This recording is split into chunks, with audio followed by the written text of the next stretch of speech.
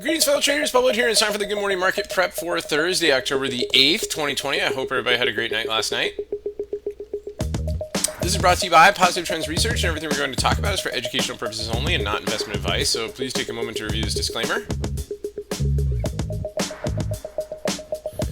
Awesome. Good. Let's check see where we left out the market yesterday. So SPX finished with a green hammer so far in the month. We had a pretty decent update yesterday, which turned the month from red to green, which is pretty cool. Same with the weekly chart, right? We had a red shooting star candle. Now it's this green spinning top, getting follow through from that hammer, which is coming out of the corrective channel, right? So we broke the corrective channel here, right? We were looking for some downside movement after this little pullback right here, but that might have been it for it. We did get one more pullback right here, so this could be the ABC, just kind of in that range right there.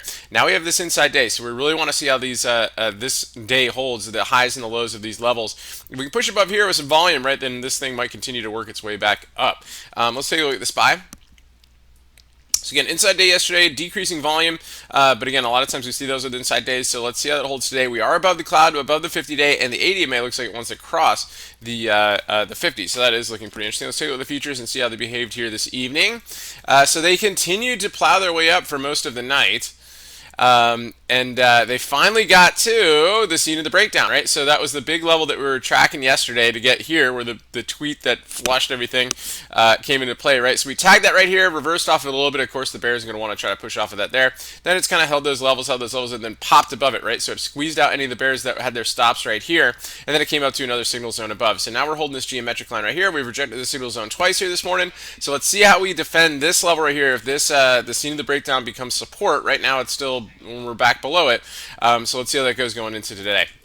Okay, there's going to be some key levels. Let's take a look at the MES. Same stuff, right? So let's just check these. Let's track these geometric levels going into today here. So we have this little drop right here. We got this going right here. So we seem to be triangulating going into job numbers here this morning. So we'll see how those end up affecting the market.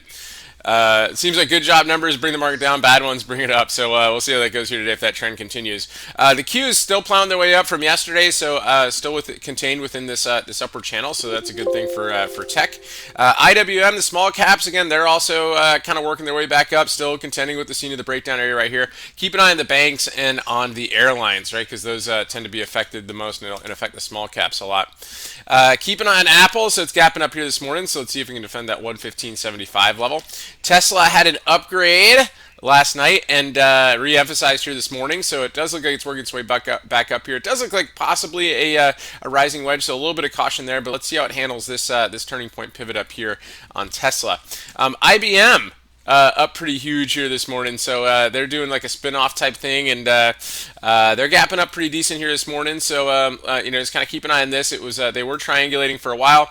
It was on our bearish radar for a little bit. We got a little bit of a move off of that to the downside, and now this big gap up might squeeze out some short. So let's see if we can get above these pivot levels here and then here. So IBM occasionally can move, so it's definitely one to consider to keep an eye on today.